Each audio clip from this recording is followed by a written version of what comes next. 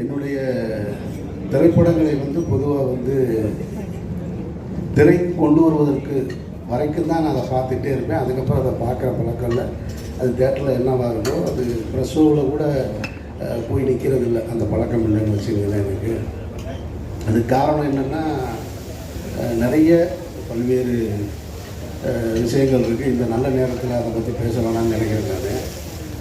ஆனால் இந்த திரைப்படத்திற்கு முதன்முறையாக நான் மாறி கூட 2-3 இடத்துக்கு வெளியில் போக வேண்டிய சூழல் ஏற்பட்டது.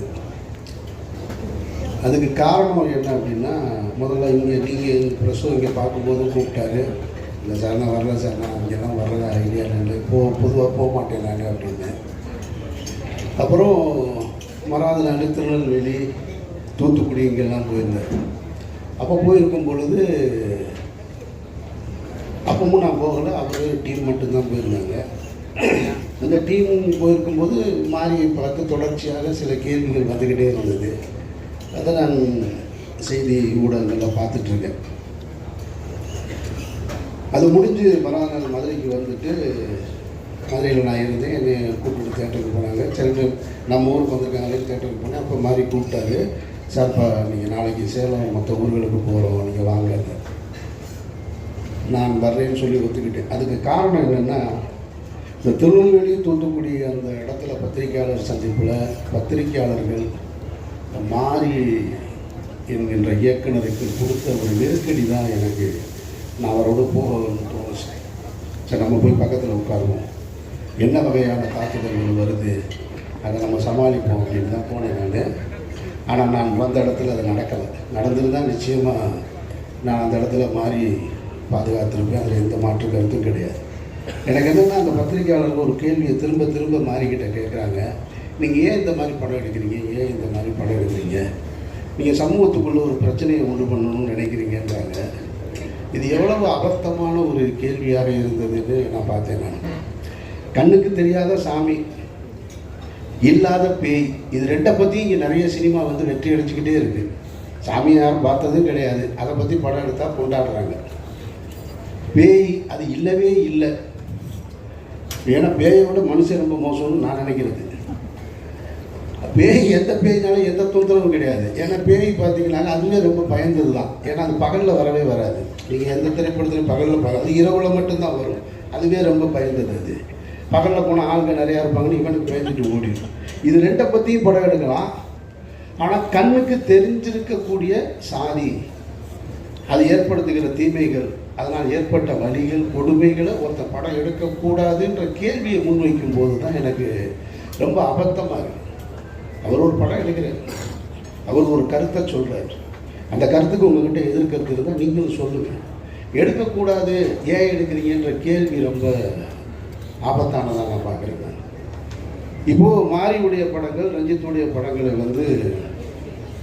பொதுவெளியில் அரசியல் சார்ந்தவங்க கருத்து தெரிவிக்கிறாங்க, அதுக்கு ஒரு எதிர்ப்பு தெரிவிக்கிறாங்க அப்படின்னா அதில் ஒரு நியாயம் இருக்கிறதா பார்க்குறேன். ஒன்று ரொம்ப நாளாக அடிச்சிட்டோம், அப்படியே அடி வாங்கிட்டே இருக்க வேண்டிய திடீர்னு உங்களுக்கு எங்கே இருக்கிற வருது தைரியம் அப்படின்ற கேள்வியாக இருக்கலாம். இல்லை நடந்து போச்சு, அதெல்லாம் ஏன் வெளியில் சொல்கிறேன், நாங்கள்லாம் பெரிய மனுஷனாகவே வாழ்ந்துட்டோங்க அப்படின்ற எண்ணமாகவும் இருக்கலாம். அது அரசியல் சார்ந்தவர்கள், அந்த அமைப்பு சார்ந்தவர்கள் சொல்கிறாங்கன்னா அதில் ஒரு லாஜிக் இருக்கிறதா பாருங்கள். ஆனால் திரைத்துறையிலிருந்து வருகிற எதிர்ப்பு இருக்குது பார்த்தீங்களா, நான் ரொம்ப அபத்தமாக பார்க்குறேன். அதில் ஒரு இயக்குனர் ஒரு தொலைக்காட்சி ஊடகத்தில் இந்த திரைப்படத்தை பற்றி பேசும்போது ஒரு பாடல் பாடி காமிக்கிறார். நீங்கள்லாம் பார்த்துருப்பீங்க. ரொம்ப கேவலமாகவும் குரூரமாகவும் பைசன் பைசன் பைசன் அது ஒரு பாய்சன் அந்த குரலே நாராசமாக இருக்குது. அதில் இது வேறு. நான் கேட்குறேன், உங்ககிட்ட உண்மையிலேயே கருத்து இருந்ததுன்னா, அவர் ஒரு கருத்து வச்சுருக்காரு, அந்த மீடியாவை ஆர்ட்டாக அவர் எடுத்துகிட்டு அதன் மூலமாக ஒரு அரசியல் சொல்கிறார். உங்ககிட்ட கருத்து இருந்ததுன்னா நீயும் அதை ஆர்ட்டில் எடுத்து சொல்ல வேண்டியது. அப்படித்தானே நீ சட்டை போடணும். அதை விட்டுட்டு ஒருத்தர் ஏன் எடுக்கிறான்ற கேள்வியை அவதூறு சொல்லக்கூடாது. அவர் சினிமாவின் மூலமாக ஒரு அரசியல் சொல்கிறாருன்னா நீயும் சினிமாவின் மூலமாக பதில் சொல்லு. அதுக்கு உங்ககிட்ட திறனி இல்லை, அதுக்கு உங்ககிட்ட வழி இல்லை, அந்த ஆத்மாவை உன்னால் பயன்படுத்த முடியலைன்னா அவதூறு சொல்லாத, கேவலப்படுத்தாத, குறை சொல்லாத. அதை தான் நான் சொல்லணும்னு நினைக்கிறேன் இந்த இடத்துல. அதனால தான் நான் மாறி கூட இந்த விழாவுக்கும் கூட, ஏன்னா இதுக்கப்புறம் பைசனுக்காக இன்னொரு விழா நடக்குமான்னு எனக்கு தெரியல, எனக்கு தெரியல, நான் அங்கே இருக்கணும்னு தெரியல. அதனால நான் இங்கே வரணும்னு வந்து உங்ககிட்ட சந்தித்து பேசணும்னு நினச்சேன். ஒரு நல்ல திரைப்படம் என்பது வந்து தனக்கான ஆட்களை சேர்த்துக்கணும். அது எனக்கும் அமைஞ்சிருக்கு, ரஞ்சித்துக்கும் அமைஞ்சிருக்கு, இன்னும் திரைத்துறையில் மிகப்பெரிய வெற்றிகளை கொடுத்த எல்லா இயக்குநர்களுக்கும். அப்படி பைசன் வந்து தான் அமைச்சிக்கிடுச்சு அப்படின்னு தான் நான் சொல்லுவேன். நான் இது வந்து மாறி என்ற அந்த கேப்டன் வந்து அதுக்கான ஆட்களை சரியாக தேர்ந்தெடுத்ததாக தான் நான் பார்க்குறேன். நான் இப்போ துருவ அந்த கேரக்டர்லேருந்து எடுத்துகிட்டு இன்னொரு ஆர்டிஸ்ட்டை மைண்டில் வச்சு பார்க்கவே முடியாது. அப்பாவை வந்து பசுபதியை தாண்டி வேற ஒருத்தரை பார்க்க முடியாது. வாத்தியார் கேரக்டருக்கு மதனை தாண்டி வேற ஒருத்தரை பார்க்க முடியாது. ஒளிப்பதிவுக்கு இல்லைன்னா யார் சிறப்பாக செஞ்சுருப்பா அப்படின்ற கேள்வி வருது. மியூசிக்கு நிவாஸ் இல்லைன்னா வேறு யார் பழைய மியூசிக் டைரக்டரான இப்படி அது தனக்கான ஒரு நல்ல திரைப்படம் தனக்கானதை சேர்த்துக்கிறது அப்படின்னு தான் நான் உணர்றேன். நான் பொதுவாக ஒரு நல்ல திரைப்படங்களை பார்க்கும் பொழுது நம்ம பாராட்டுவோம். ஆனால் பாராட்டுகிற எல்லோரோடும் பயணிப்புமா அப்படின்னா அது வாய்ப்பு குறைவு தான். ஆனால் இந்த படத்தை பார்த்ததுக்கு பின்னாடி எனக்கு ஒரு 3 பேரோட ஒர்க் பண்ணணும் அப்படின்ற ஆசை வந்துருச்சு. என்னோட டைரக்ஷனில் வந்து கேமராமேன் எழிலோடையும் மியூசிக் டைரக்டர் நிவாஸோடையும் திலீப் சுப்பராயோடும் சேர்ந்து ஒரு படம் பண்ணிடணும். ஏன்னா ரொம்ப கம்ஃபர்ட் ஜோன். இப்போ திலீப் பேசும்போது இங்கே சொன்னார், அவர் தான் அந்த மீசையெல்லாம் வச்சு அந்த பக்கம் லால் சாரோட தம்பியாக நடிச்சிருந்தது.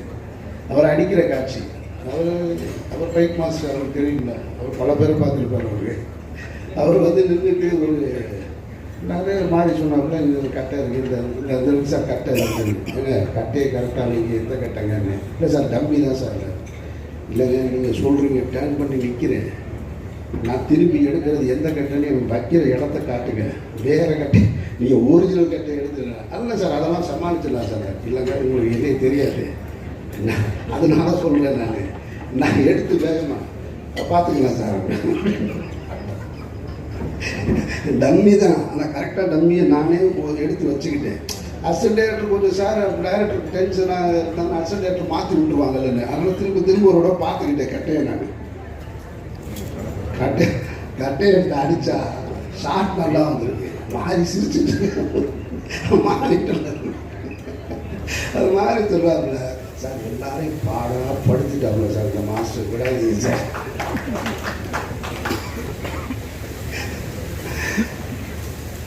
நான் வந்து திலீப்பே பார்க்குறேன் தான், அப்படியே இருக்காப்புல, கண்ணு லேசாக கலங்கிருக்கு. ஆனால் என்ன இவ்வளோ பேருக்கு முன்னாடி திலீப் நீங்கள் சொன்னதுனால தான் நான் சொல்கிறேன், இல்லைன்னா சொல்லியிருக்கேன்.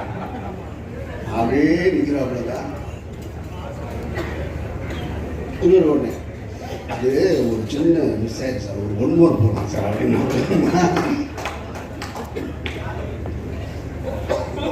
ஒரு 1 more போகலான்னு உடனே நான் ஏங்க வேணாங்க. இப்போ முதல்ல இருந்த திலீப்போட கொஞ்சம் லைட்டாக கொஞ்சம் குறைஞ்சிருச்சு. இல்லை நான் கேட்டேன், இல்லை திலீப் நான்